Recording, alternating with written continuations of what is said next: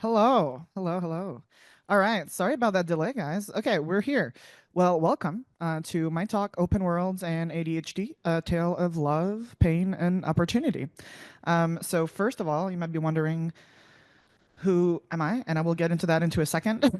But my name is Améliane of Chiasson. I am a tall, plus size lady in her 30s. I have my curly brown hair in a ponytail right now, and I'm wearing a Halloween t shirt because it's Halloween on Thursday. So, yay. I currently work as a games accessibility lead at Player Research, which is a user research studio part of Keywords Studios. I am leading our Advancing Accessibility initiative, providing studios and publishers and developers with accessibility services so that they can bring their game to more people. Prior to this, I was at Square Enix, where I spent most of my career, and I led the accessibility department there as well, based out of Montreal. I've been doing full-time accessibility since late 2019. Quick disclaimer, because I know there's a lot of people here who are neurodivergent, who have ADHD, and I just want to say a lot of this talk is focused on my personal experience. I don't get to talk much about myself when I do talks like this. Oftentimes, I focus on things that are more educational, based on like what I do at work and things like that. And I wanted to do something a little bit different by talking about my own experience. But of course, ADHD is not the same for everyone. So not everyone with ADHD will face the same barriers necessarily as me. So there might be some of this that will be super relatable and some of this that you'll be like, actually, I don't really mind this. And that's fine. But let's get into some definitions because, of course, we're not going to do a deep dive into what is ADHD and how it affects people. There's a lot of information about this online, so I don't want to deep dive into this too much today, but I still want us to have a couple of definitions just so that we're all on the same page about what I'm going to be talking about today. So today we're talking about open worlds and ADHD. What is an open world game? So simply put, an open world game features a nonlinear game world where the player is able to usually freely traverse around the environment, which usually will consist of many different areas, many different structures, many different side quests, people, things like that. People are usually not restricted to a specific path. And they don't necessarily have to follow a certain path to progress in the story. Of course, all open worlds are not made equal. There's a lot of different games out there. There are also more linear games that have open hubs, but the entire game is not necessarily an open world. But in this case, I'm talking more about those classical, very open world games. Now, what is ADHD? So for those who are, unaware, ADHD is attention deficit hyperactivity disorder. It is a disorder associated with ongoing patterns of inattention, hyperactivity, and/or impulsivity. And that's just a very short list, not exhaustive at all. The symptoms of ADHD can interfere significantly with one's life depending on the severity and your relationships and your daily activities. Oftentimes, you'll see ADHD diagnosis being done in childhood. However, a lot of people, especially in the last couple of years, have been diagnosed as adults. We're seeing that more and more, especially if you're a woman, because oftentimes ADHD in children is not treated the same if you're a little boy or a little girl. And women are actually severely underdiagnosed compared to our male counterparts.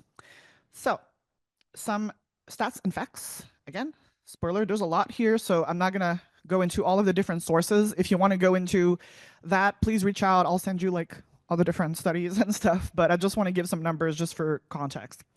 So how many people have ADHD in the world?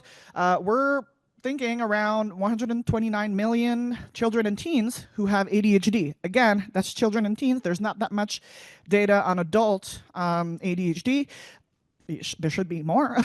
And there's probably way more here, by the way, too, because of what I just mentioned about some of the inequalities in the medical system. And over 366 million adults that have ADHD. And again, there should be way more studies about this.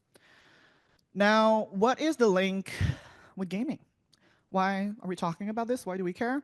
Um, you care because you're here, but in general, there are studies that actually show that people with ADHD are actually more likely to be pulled towards gaming, and even gaming addictions as well, due to how stimulating they can be and how they can facilitate social interactions for people who sometimes will have a struggle to connect with individuals in the real world.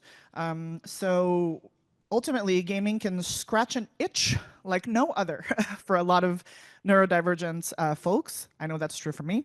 And as a fun fact, just for giggles, the FDA actually approved a digital game that's therapy for ADHD called Endeavor RX.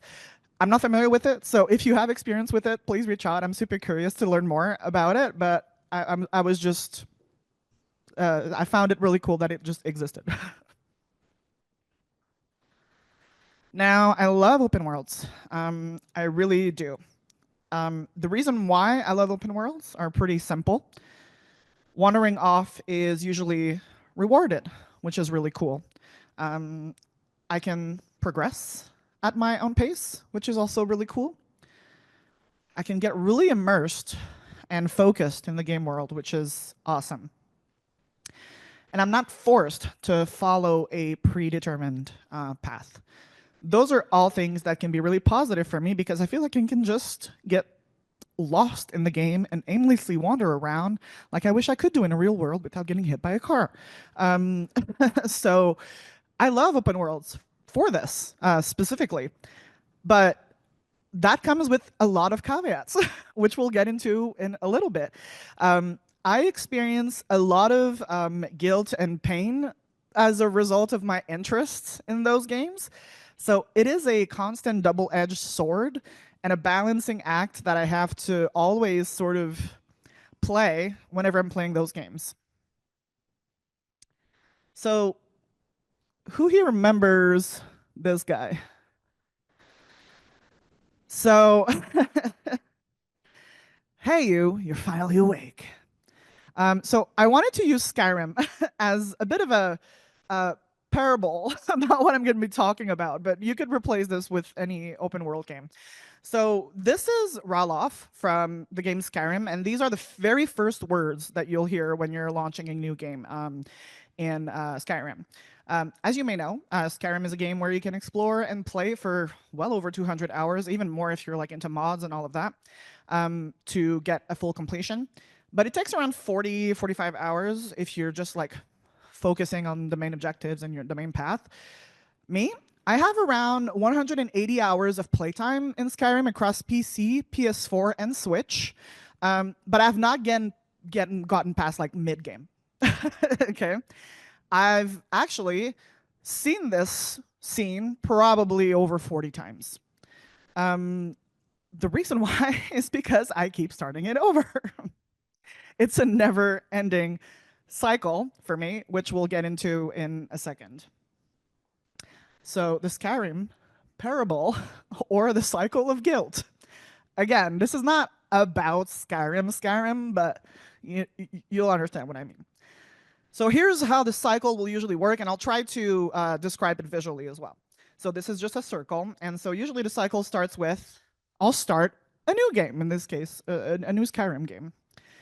And then I'll start to play for a few days or maybe a few weeks, and I'll be like, wow, what a brilliant game. I love it. I'm so immersed. I'm super focused. I cannot believe I keep pushing it aside. Like, it's so great. Then something will happen. Either I'll get lost or I'll get stuck somewhere because like there's a boss that's going to be really difficult or something. Or a new game comes out and all of my friends are playing this game, and I'm like, I want to play this. Now I don't like Skyrim anymore. And then I'll forget about Skyrim for like 6 months, maybe a year. And then one morning I'll wake up and feel a sense of dread about abandoning Skyrim a few months ago. And I'm going to feel extreme guilt about it. And so I'm going to open Skyrim and I'll get super overwhelmed because I remember none of it. And my current character has a gazillion open quests and a bunch of skills and mechanics that I don't remember anything about. And so I'm going to be like, F this, I'm just starting a new game. And then you just repeat that over and over again. And then I'm left just going like, what the hell is wrong with me? And I feel super, super bad about myself. And then, you know, I'm just left feeling extremely depressed. It seems dramatic, but I truly feel like an utter sense of dread about all this. The thing that I'm left thinking is that I suck. It's all my fault. I have no self control. I have no control over my impulses, and I can't just freaking finish a game for once in my life. I have a backlog on Steam of hundreds of games that I've not even opened yet. I suck. I can't help it. It's my fault. Let's unpack that because is it truly all my fault? So, what can we do? Um, there's a level of self accountability that exists when you have ADHD, or if you're neurodivergent, just in general. But there's also a lot of things that can be done to help us live and enjoy this world. So this brings me to the next part of my talk, which is about what I and you can do as individuals with ADHD to help yourself a little bit, and then we'll get into, in the last part, about what can developers do to actually help us feel welcome into those worlds, and actually finish your game so that your metrics are better.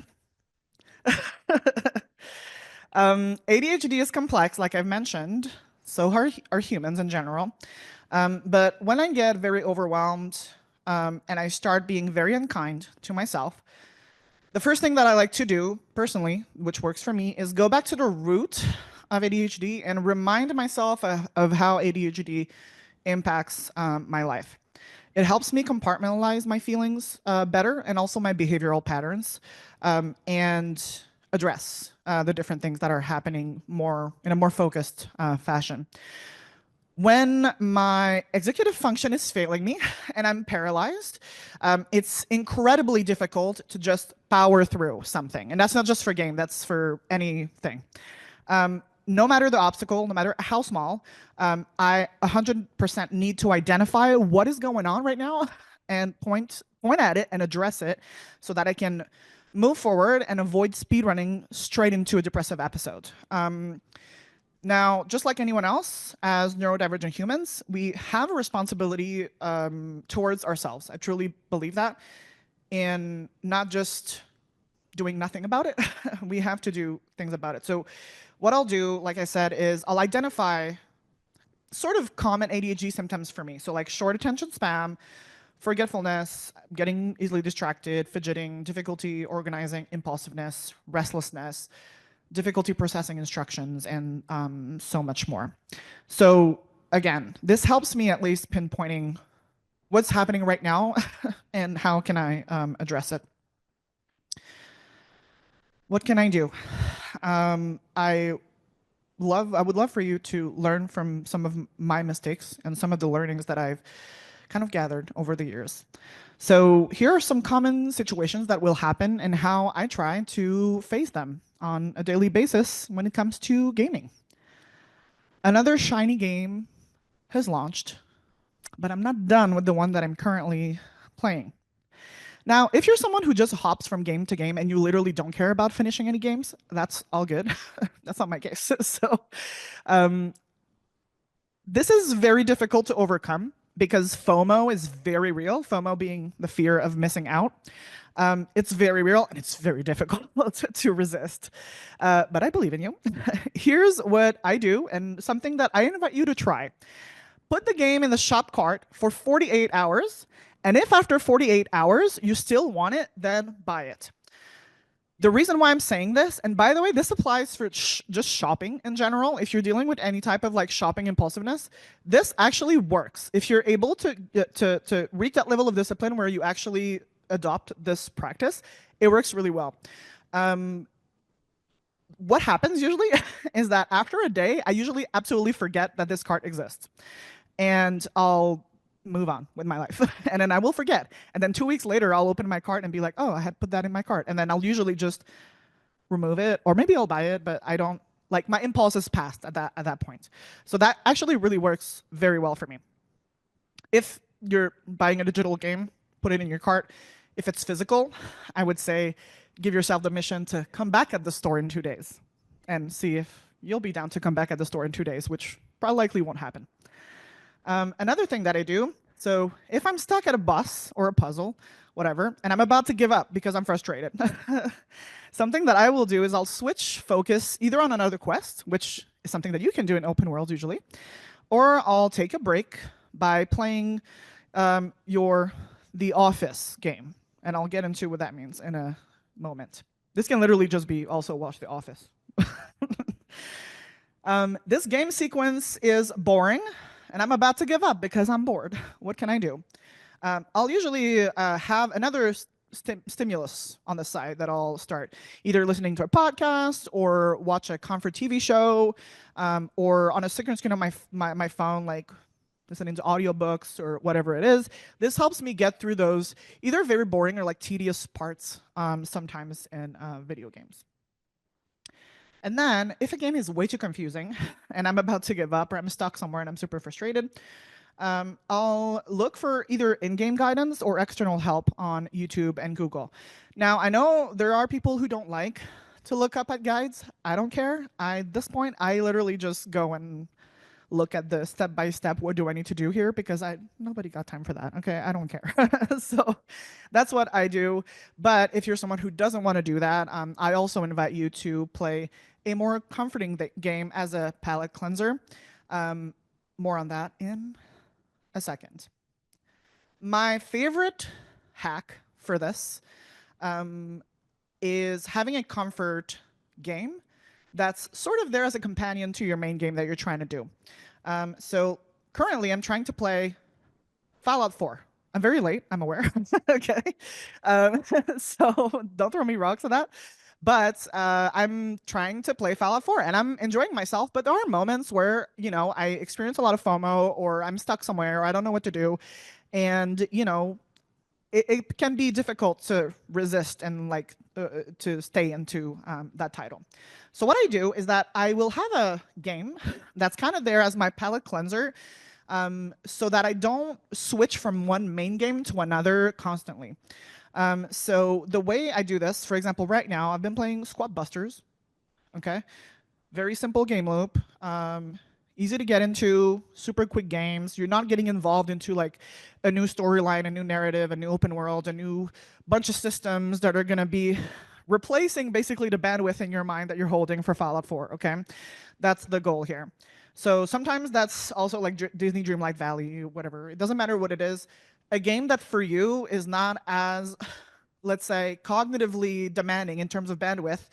Elizabeth was talking about your RAM, like yesterday. So that's kind of the objective, is finding your comfort game that you can default to when you need to take a break from your main game. The idea here is you're avoiding to, let's say, replace Fallout 4 with Red Dead Redemption 2, okay? So you want to avoid that. If you don't care, again, be my guest. I care. And so that way you have a cycle that's a little bit more easy to get into, where whenever you want to give up your main game, you can just switch to your comfort game and then come back to it a bit later. So that way you don't have a lot of like super intricate open world game that are like in a cycle, because I am telling you, you will forget about all the mechanics of the previous open world game if you're starting a new one. Okay, it's really difficult to like remember all of those different things in your mind. Okay. Oh, also, yeah. One of the reasons why also I do this is I'm way more likely to finish the main game like this. And the reason why is because I will not become disinterested in the main game by playing another game that's like itching the same part of my brain. So this comfort game is what I will call my The Office game. Okay, it's kind of the same thing that I do when I'm on Netflix and I finish like a really cool show, and then I don't know what to do with my life anymore. I'll watch The Office. It's kind of the same thing here. Like The Office is kind of like a default cruise control thing for me. That's what I try to kind of like apply here as well, until I'm done with that game. What are some exceptions? So you might be wondering, have you ever finished an open world game, Ame? Like, have you ever? I did, actually. A couple. Not that much, a couple. And one of the main reasons why I've been able to finish some of those games is um, social reinforcement and playing with friends. When I say play with friends, I don't necessarily mean like multiplayer games or like playing with them. I just mean them being there in the room, either virtually in like Discord or whatever, or in person with you. This something that like worked really well for me for like Zelda or Breath of the Wild, for example, is having friends that were playing the same game as me, and we would do these like game like party nights where we would each play on our Switch, and we're not playing together, but we're playing together kind of thing. So that really helped making it into a social thing. I'm a social butterfly. I'm extroverted, so that works for me. That doesn't necessarily work for everyone, but for me, that actually worked pretty well. And for Elden Ring, that worked pretty well as well, especially because Elden Ring can be hella difficult. And so having people with me that were either joining me into my game to like beat certain bosses or just playing alongside someone in like PlayStation Party was really cool so that I had social reinforcement and encouragement as I was going through really hard moments. So that really worked well. Another game that I finished is The Forest, which I highly recommend. Super cool. I streamed that one on Twitch actually, which worked quite well because it sort of gave me a sense of accountability with my community because people wanted to know what would happen next. And so for the sake of entertainment, I was like, I will do it for you guys. And so this was really cool. And so I was able to finish that one. And I'm a huge horror fan, so of course, like I tend to be very happy to play horror games. Any excuse is a good one to play horror. And now there's another one, which rhymes with Hogmart Lugosi. Um, whoops. Which is a total standout. And I feel bad talking about it now after learning a lot of awful shit. But let's put that in a pin for a second. I promise. But purely from a design standpoint, there was actually a lot of amazing systems in that game, which made me come back for more over and over and over without ever giving up. Long story short, this game is filled with shiny rewards for literally everything that you can do. And I'm very much someone who will run after a carrot that you're dangling in front of me. And this game just kept the carrot there the whole time until the very last moment, which actually worked very well for me. The hyper focus was really real to the point where I didn't even like play a comfort game in between almost. And so this was very much a unicorn game for me. But again, not saying you should play necessarily, but anyways. So now what can devs do? So what's the responsibility of studios? Because you actually have a responsibility to welcome us into your worlds because Flash News, there's a lot of gamers with ADHD, and so that would be really, really silly to neglect them. So don't neglect us. We are part of your target audience, and I would say we are a huge part of your target audiences. So what can we do? I have mentioned that rewards work really well. So rewarding players for what they do in your game is really, really useful. We love to have a celebration about everything that we do. It's super cool to have encouragement as you play. And here I'm not necessarily talking about just like achievement, like platform achievement and trophies. I'm also talking about in-game rewards. That being said, if you're someone who's like an achievement hunter, for example, I'm not. I literally don't care. But if you are, sometimes I see achievements on platforms that are actually going to not be attainable due to accessibility features being activated, which should not be the case. So just make sure that if you have a trophies and achievements list, that you're not penalized if you activate any accessibility features or settings. Something that's really important as well is making sure that your objectives are clear. They should be visible, they should be easily identifiable, and your progress, you should know where you're at in the game at all times in an easy way. That's really, really, really important.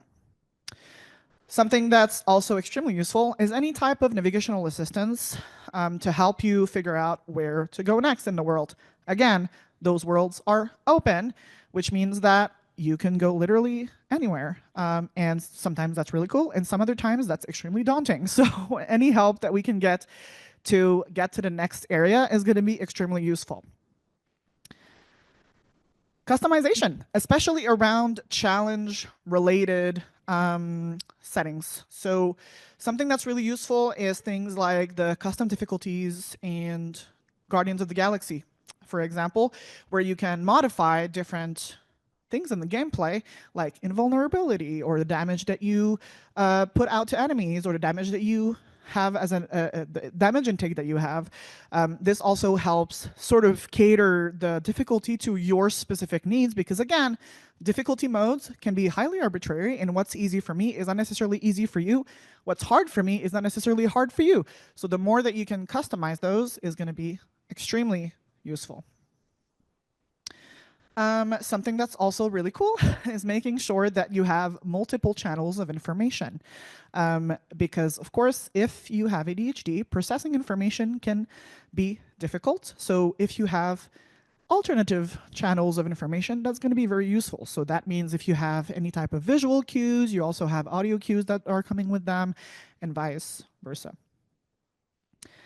Something that's also extremely important is conducting research with players who have ADHD.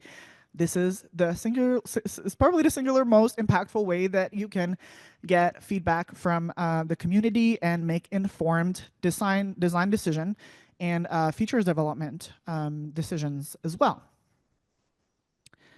And then finally, make sure that you clearly list your accessibility efforts, either on your game websites or via YouTube spotlights as well, and your social channels. Now, real quick, quality of life or accessibility. I'm going to speed run to that last bit because I have like 1 minute left. So quality of life or accessibility. So something that I see a lot, especially for multiplayer or live games, is those quality of life patch notes, which is super cool. But sometimes they also do help to increase an accessibility in a title. An example of this was in V-Rising. So in V-Rising, the game finally launched after being in early access for a while. And it came with a lot of quality of life improvements, including tracking recipes in your heads-up display for crafting weapons and armor. This was super cool because I could see like the ingredients that I needed to do these things. However, that same feature doesn't apply to other craftable items.